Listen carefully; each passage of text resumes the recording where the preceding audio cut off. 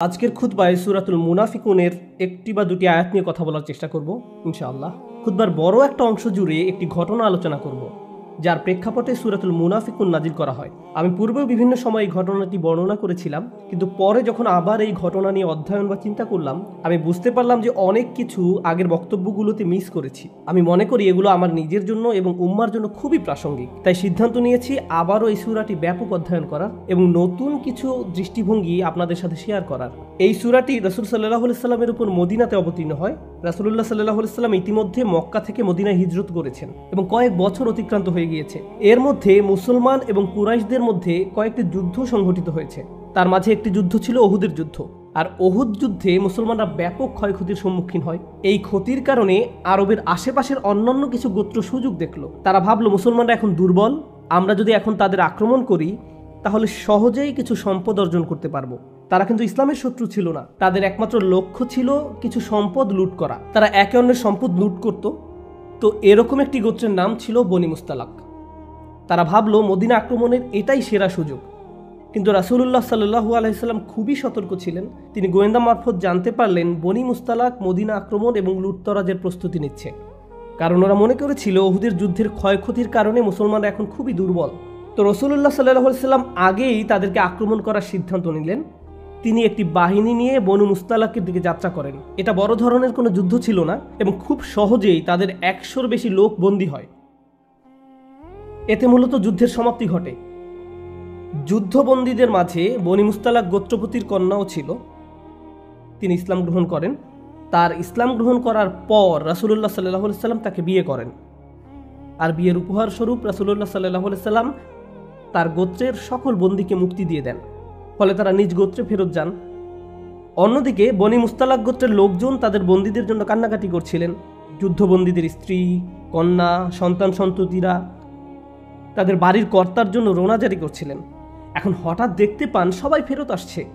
তোমরা ছাড়া পেলে কিভাবে? আমরা বিয়ের উপহার।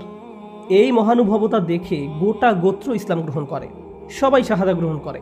এটা ছিল ইসলামের ইতিহাসের অন্যতম সহজ ও গভীর তাৎপর্যপূর্ণ একটি বিজয়। মুসলমানদের মনোবল এতে ব্যাপক বৃদ্ধি পায়। সেই সময় এই নব উদ্দীপনার দরকার ছিল, বিশেষ করে উহুদে মনোবল ভেঙে পড়ার কারণে।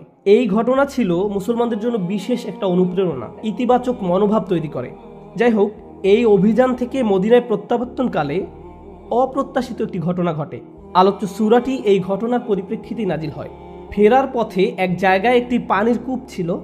সবাই পানি নেওয়ার জন্য লাইন ধরল।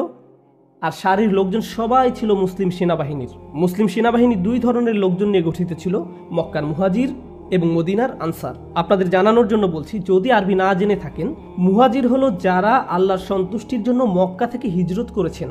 তো তারা তাদের সকল ধন সম্পদ পেছনে ফেলে রাসূলুল্লাহ সাল্লাল্লাহু আলাইহি সাল্লামের প্রতি আনুগত্য দেখিয়ে একেবারে প্রায় নিঃস্ব হয়ে মদিনায় হিজরত করেন। তাই আমরা যখন কাউকে মুহাজির বলি, এটা আসলে খুবই সম্মানজনক একটা উপাধি। বাড়ি ছেড়েছেন, ব্যবসা ছেড়েছেন, কোনো কোনো ক্ষেত্রে এমনকি তারা তাদের পরিবারও ছেড়েছেন, আর শুধু লা ইলাহা ইল্লাল্লাহু মুহাম্মাদুর রাসূলুল্লাহ এর কারণে। পানির জন্য দাঁড়ানো এই সারির কিছু মানুষ ছিলেন মুহাজিরদের অন্তর্ভুক্ত, আর অন্যরা ছিলেন আনসার। আর আনসার হলেন মদিনার অধিবাসী, যারা মুহাজিরদের অকল্পনীয় সাহায্য করেছিলেন।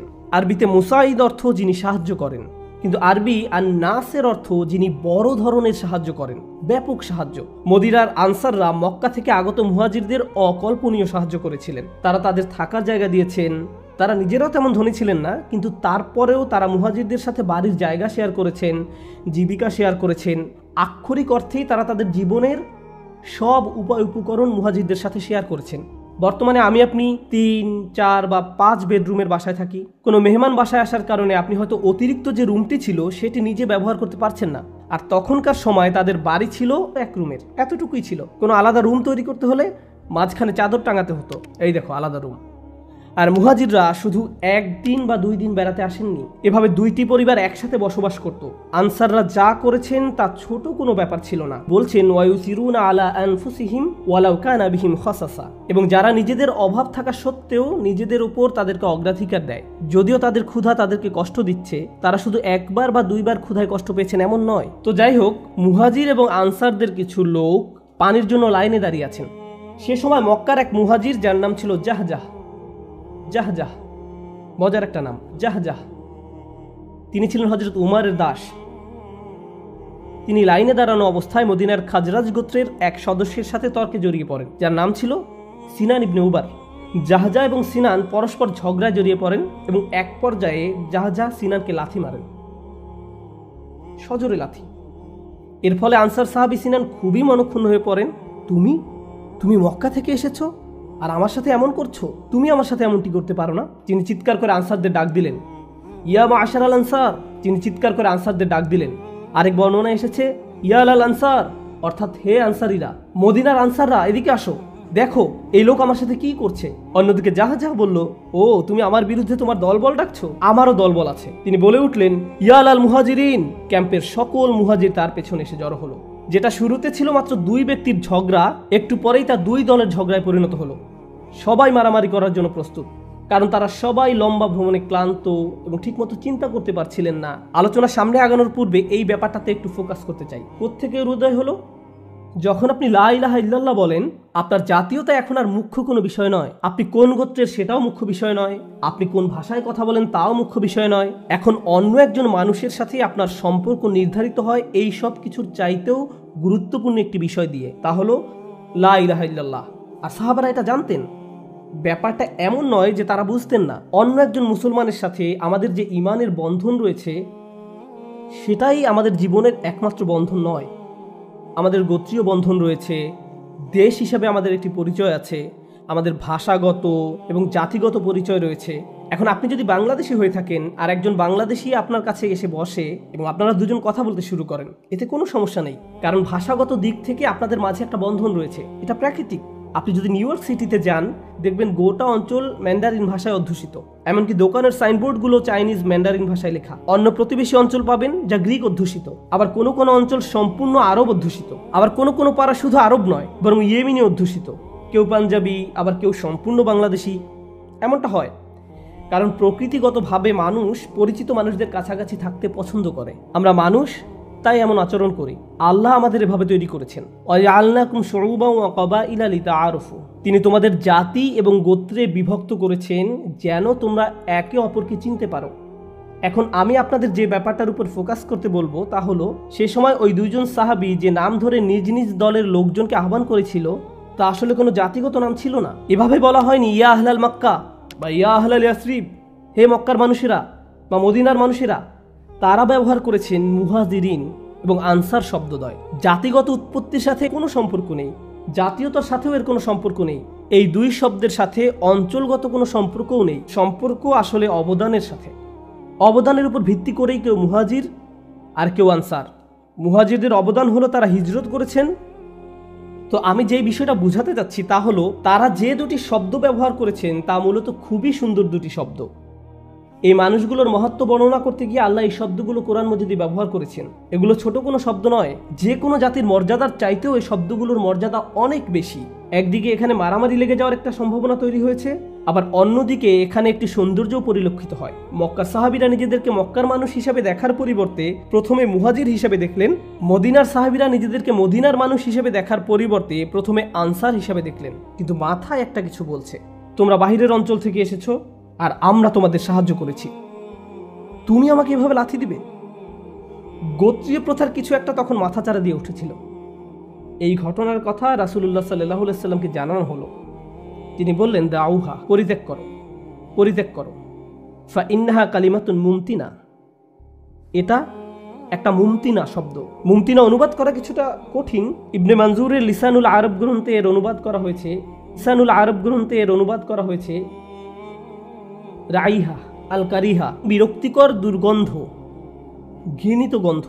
রাসূলুল্লাহ সাল্লাল্লাহু আলাইহি সাল্লাম বলেছেন, তারা যে শব্দগুলো ব্যবহার করেছে তা নিদারুণ দুর্গন্ধযুক্ত। ত্যাগ করো। যখন কোনো কিছুর দুর্গন্ধ ছড়িয়ে পড়ে আমরা তার থেকে দূরে সরে পড়ি। এমন একটি চিত্র এই রাসূলুল্লাহ সাল্লাল্লাহু আলাইহি সাল্লামের কথা থেকে পাওয়া যায়। এখানে যে শব্দগুলো ব্যবহার করা হয়েছে তা এতই দুর্গন্ধযুক্ত যে এখান থেকে দূরে সরে পড়ো।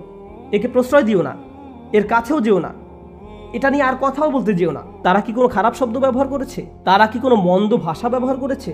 তারা খুবই সুন্দর দুটি শব্দ ব্যবহার করেছে। এই শব্দগুলো কোরআনে উল্লেখ করা হয়েছে।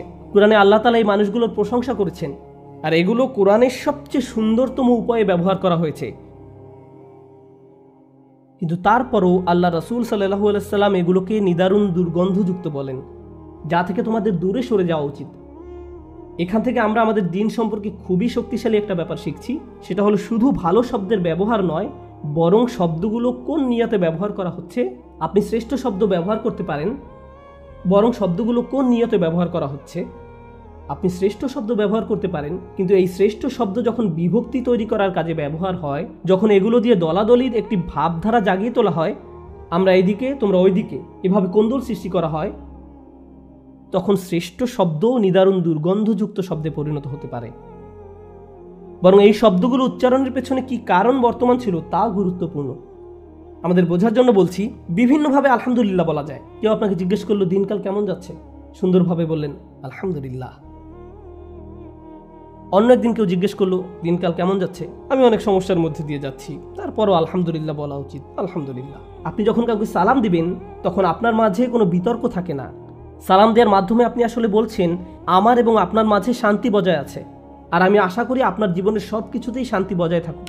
আমি দোয়া করছি আল্লাহ আপনার উপর শান্তি বর্ষিত করুন। আমরা ভালো আছি এবং আমাদের মাঝে কোনো সমস্যা নেই। আপনি যখন কাউকে মেজাজ খারাপ করে সালাম দেন, সেটা শান্তিপূর্ণ নয়, এটা নোংরা সালাম। সুন্দর একটি শব্দ, কিন্তু ব্যবহার করা হয়েছে দুর্গন্ধযুক্ত উপায়ে।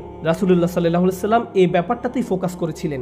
ইন্নাহা কালিমাতুন মুমতিনা, এখানেই ঘটনার সমাপ্তি হয়নি। কিন্তু এখান থেকে যে ব্যাপারটি আমাদের উপলব্ধি করা প্রয়োজন, আমাদের মুসলমানদের বিভিন্ন সংগঠন সমাজে বিভিন্ন ধরনের অবদান রেখে চলছে। আপনি হয়তো বাইয়েনা ক্যাম্পাসে বসে বসে কোনো খুতবা শুনছেন। বাইয়েনা একটি নাম মাত্র, এটা একটা লেভেল। এছাড়াও যুক্তরাষ্ট্রে আরও মুসলিম শিক্ষা প্রতিষ্ঠান রয়েছে, যেমন জাইতুনা, আল মাগরিব, মিশকাত বিশ্ববিদ্যালয়। এছাড়াও বিশ্বের নানা প্রান্তে আরও বিশ্ববিদ্যালয় রয়েছে যারা বিভিন্নভাবে মুসলমানদের শিক্ষা দিয়ে যাচ্ছেন। দাওয়ার সংগঠন আছে, রিলিফ দেওয়ার সংগঠন আছে। উদাহরণস্বরূপ আমাদের আমেরিকাতে অনেকগুলো 4 অক্ষরের সংগঠন রয়েছে, ইসনা, ইকনা, 3 অক্ষরের সংগঠনও আছে, যেমন ম্যাস ইত্যাদি। আমাদের এত সব সংগঠন দেখে অনেক মানুষ এভাবে বলে ওঠে, আমাদের এত বেশি সংগঠন কেন? মুসলমানদের তো এক থাকার কথা, আমাদের একটা মাত্র সংগঠন থাকা উচিত। অথচ এমনকি কোরআনেও আল্লাহ কি মুসলমানদের মুহাজির এবং আনসার নামক 2টা লেভেল দ্বারা আলাদা করেছেন? হ্যাঁ, করেছেন। তাদের অবদানের উপর ভিত্তি করে তিনি এটা করেছেন। এই সকল সংগঠনের কাজের জায়গা এবং ক্ষেত্র ভিন্ন ভিন্ন। আমরা খুবই ভাগ্যবান যে আমরা এমন একটি শহরে বাস করছি যেখানে শত শত মসজিদ রয়েছে। আমরা যদি সবাই একটি সংগঠনের আন্ডারে কাজ না করে থাকি, কি হয়েছে তাতে? এতে কি হয়েছে যদি কিছু মানুষ কোনো একটি দোকানের সামনের অংশে নামাজ পড়া শুরু করে, পরে ধীরে ধীরে সেখানে একটি মসজিদ গড়ে ওঠে? আমেরিকাতে অনেক মসজিদ এভাবেই গড়ে উঠেছে। এই মসজিদগুলো একে অন্যের সাথে প্রতিযোগিতায় লিপ্ত নয়। আপনি যদি কোনোটাতে ভলান্টিয়ার হয়ে থাকেন, আপনি এখন সেই মসজিদের অংশ, আপনি ভালো কিছুর অংশ, আর এটা বিভক্তি নয়। কিন্তু যখনই আপনি এই সুন্দর সুন্দর শব্দগুলো, সংগঠনের নামগুলো, যা মূলত আমাদের দিনে অবদানের প্রতিনিধিত্ব করে এবং আমাদের দিনের সেবা করার একটি প্রচেষ্টার নাম, যখন এই নামগুলো ব্যবহার করা শুরু করেন বিভক্তি তৈরি করার জন্য, নিজেকে শ্রেষ্ঠ প্রমাণ করার জন্য, অথবা প্রতিযোগিতায় আপনি কিভাবে এগিয়েছেন তা প্রমাণ করার জন্য, তখন এই নামগুলোই দুর্গন্ধযুক্ত শব্দে পরিণত হয়। যদি মুহাজিরুন এবং আনসার শব্দ দুটি দুর্গন্ধযুক্ত শব্দে পরিণত হতে পারে, তাহলে অন্য নামের ক্ষেত্রে কি বলবেন? অন্য মাযহাবের ক্ষেত্রে, অন্য মাদ্রাসার ক্ষেত্রে, অন্য মসজিদের ক্ষেত্রে? আমাদের পরিষ্কারভাবে চিন্তা ভাবনা করে দেখতে হবে রাসূলুল্লাহ সাল্লাল্লাহু আলাইহি সাল্লাম এখানে কি বলেছেন। যখন তিনি এই কথা বললেন, তখন অন্য একটি বর্ণনা মতে কেউ একজন রাসূলুল্লাহ সাল্লাল্লাহু আলাইহি সাল্লামের নিকট এসে বলল সে তাকে লাথি মেরেছে।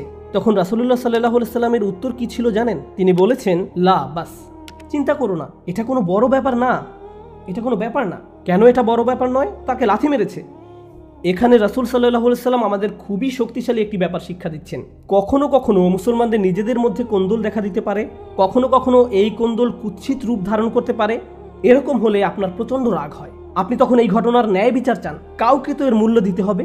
যখন আপনি এভাবে ন্যায় বিচার দাবি করেন, চারদিকে উচ্চ আওয়াজ তোলেন, মানুষজন জড়ো করেন, সবাইকে মনে করিয়ে দেন একজন মুসলিম অন্য একজন মুসলিমের বিরুদ্ধে কি করেছিল, আপনি আসলে ন্যায় বিচার চাওয়ার মাধ্যমে বিভক্তি তৈরি করছেন। আপনাকে রাসূলুল্লাহ সাল্লাল্লাহু আলাইহি সাল্লামের সুন্নাহ থেকে শিখতে হবে যখন তিনি বলেছিলেন এটা কোনো ব্যাপার না। কারণ যখন এটাকে বড় ইস্যুতে পরিণত করতে চাইবেন, আপনি আসলে ন্যায় বিচার দাবি করার মাধ্যমে সমাজে বিশৃঙ্খলা এবং বিভক্তি তৈরি করছেন। এমন কিছুর জন্য অনেক বেশি বিশৃঙ্খলা তৈরি করছেন যা সহজেই সমাধান করা যেত। ভদ্র উপায়ে কোনো রকম উত্তেজনা তৈরি না করে এর সমাধান করা যেত। ঘটনাটি ছিল মাত্র 2 ব্যক্তির মাঝে। হ্যাঁ, খারাপ কিছু ঘটেছে, আর ঘটেছে মাত্র 2 ব্যক্তির মাঝে। কিন্তু কয়েক সেকেন্ডের মধ্যে আনসার এবং মুহাজিরদের দুই গ্রুপ ঘটনায় জড়িয়ে পড়ল। কত অল্প সময়ের মধ্যে ছোট একটা বিষয় বিশাল একটা ঘটনায় পরিণত হলো। একজন এভাবে বলতে পারতো যে ভাই, আমি আজকে অনেক পরিশ্রম করেছি, আমি ক্লান্ত, ঠিকভাবে চিন্তা করতে পারিনি, তোমাকে আমার লাথি মারা ঠিক হয়নি, আমি ক্ষমা চাচ্ছি, ঘটনা শেষ। এটাকে নিয়ে বিশাল এক কারবার বানানোর তো দরকার নেই। কিন্তু এমন অনেক সুযোগ সন্ধানী আছে যারা ছোট একটি ঘটনাকে বিশাল এক বিরোধে পরিণত করতে চায়, দাবানল তৈরি করে ফেলতে পারে। এরা এমন সুযোগের প্রতীক্ষায় থাকে। এরকম বাস্তবতা সব সময় থাকবে। এমন অনেক মানুষ আছে যারা মানসিকভাবে এতটা অসুস্থ যে এরা বিভিন্ন স্কলারদের আলোচনা শুনবে, তারপর কিছু বিষয়ে কয়েকজন আলেমের মাঝে মতানৈক্য খুঁজবে, এরপর উদ্দেশ্য প্রণোদিতভাবে একজনের কাছে গিয়ে আস্তে আস্তে করে বলবে, জানেন উনি তো আপনার অমুক কথার সাথে একমত নয়। এরা এমনটা করে কারণ এরা চায় দুজনের মাঝে ঝগড়া বেঁধে থাক। এদের নিকট এটা এক ধরনের অসুস্থ বিনোদন। এরা বক্সিং খেলার ফাইট দেখে আনন্দ পায় না। এরা আনন্দ উপভোগ করে মুসলমানদের দুই দলের মাঝে, দুই আলেমের মাঝে বিতর্ক দেখে, ঝগড়া দেখে। এটাই তাদের খেলা। এমন আচরণ বিকৃত রুচির পরিচয় বহন করে। এটা মানসিক অসুস্থতার পরিচয় বহন করে। এর থেকে বিরত থাকুন। যখন এই মারামারি বেঁধে যাওয়ার উপক্রম হলো, রাসূলুল্লাহ সাল্লাল্লাহু আলাইহি ওয়াসাল্লাম মূলত পরিস্থিতি ঠান্ডা করার উপদেশ দিলেন। কিন্তু অন্যদিকে সুযোগ সন্ধানী মুনাফিক নেতা আব্দুল্লাহ ইবনে উবাই এই ঘটনার কথা জানতে পারল। স্পষ্টত সেও মুসলিম সৈন্যদলের অন্তর্ভুক্ত, তার শরীরে তো আর মুনাফিক লেখা নেই। সে এখানে সুযোগ দেখল। সে তার দলবলের সবাইকে একটি ক্যাম্পে আহ্বান করলো, রাসূলুল্লাহ সাল্লাল্লাহু আলাইহি ওয়াসাল্লামের ক্যাম্প থেকে অনেক দূরে। সবাইকে ডাকলো এবং বসতে বলল, দেখো, هذا ما فعلتم بأنفسكم। তোমরা নিজেদের কেমন ক্ষতি করেছো। মক্কার এই ইমিগ্রেন্টগুলো আমাদের ভূমিতে এসে আমাদের টাকায় লালিত পালিত হচ্ছে, আমাদের বাড়িতে থাকছে, আমরা তাদের সব কিছু দিয়েছি। তারা এখন আমাদের সাথে কেমন আচরণ করছে। তাদের সকল মনোযোগের কেন্দ্রবিন্দু তোমাদের টাকা, তোমাদের বাসস্থান। জানো তো, যে ভিক্ষা করে সে অপমানিত, আর যে দান করে সে সম্মানিত। এদের কোনো সম্মান নেই, আমরাই সম্মানিত। তারা এখন আমাদের সাথে এমন আচরণ করবে। জানো তারা আমাকে কি মনে করিয়ে দিচ্ছে। এভাবে সে এক বিশাল বক্তৃতা দিল। তারা আমাকে অতীত আরবদের একটা কথা মনে করিয়ে দিচ্ছে, কুকুরকে খাইয়ে মোটা তাজা করো যেন একদিন তা তোমাকে কামড়িয়ে দেয়। সে তার বক্তৃতায় মুহাজিরদেরকে কুকুর বলে সম্বোধন করল। তার ক্যাম্পে পাপিষ্ঠ মুনাফিক নেতা এটা করলো যেন সে এই ঘটনাকে কাজে লাগিয়ে মদিনার আনসারদেরকে মুহাজিরদের বিরুদ্ধে খেপিয়ে তুলতে পারে। তারপর সে শপথ করে বলল, লায়ুখরিজান্নাল আযু মিনহাল আযাল। আমরা যদি মদিনায় প্রত্যাবর্তন করি তাহলে সম্মানীরা অবশ্যই হীনদেরকে বের করে দিবে। সে আল্লাহর নামে শপথ করে বলল, তোমরা যদি এদেরকে টাকা পয়সা দেওয়া বন্ধ করে দাও তাহলে দেখবে তারা অন্য কোথাও আশ্রয় খুঁজে নিবে। লা তুনফিকু আলা মান ইনদা রাসূলিল্লাহ হাত্তা ইয়ানফাদ্দু। তারা এখানে এসেছে শুধু তোমাদের টাকার জন্য, তারপর তোমাদের সাথে এমন ব্যবহার করে। সে এই বিষাক্ত বক্তৃতা দিল, তারা এখানে এসেছে শুধু তোমাদের টাকার জন্য। সে এই বিষাক্ত বক্তৃতা দিল। একদিকে রাসূলুল্লাহ সাল্লাল্লাহু আলাইহি ওয়াসাল্লাম বলছেন, বাদ দাও, এটা একটা দুর্গন্ধযুক্ত শব্দ, এটা নিয়ে বাড়াবাড়ি করো না। আর পক্ষান্তরে এই লোকটা আগুনে তেল ঢালছে। সে চায় আগুন চারিদিকে ছড়িয়ে পড়ুক, কিন্তু সে জানতো না যে তার গোপন মিটিংয়ে একজন ছোট বালক বসে আছে। তিনি ছিলেন যায়েদ ইবনে আরকাম রাদিয়াল্লাহু তাআলা আনহু। 10-12 বছর বয়সের হবে তিনি। তিনিও শ্রোতাদের মাঝে বসে আছেন। এই বিষাক্ত বক্তৃতার পুরোটা শুনলেন। তিনি তার চাচার কাছে ফিরে গেলেন এবং আব্দুল্লাহ ইবনে উবাই যা যা বলেছে সবকিছু তার নিকট বর্ণনা করলেন। তার চাচা রাসূল সাল্লাল্লাহু আলাইহি ওয়াসাল্লামের ক্যাম্পে গেলেন। হযরত ওমরও সেখানে বসা ছিলেন। তিনি বললেন, আব্দুল্লাহ ইবনে উবাই অমুক অমুক কথা বলেছে। তোমাকে কে বলেছে? 10-11 বছর বয়সের জায়েদ। রাসূলুল্লাহ বলতে পারতেন, আচ্ছা, কিন্তু আমরা তো একটা বাচ্চার কথা বিশ্বাস করতে পারি না।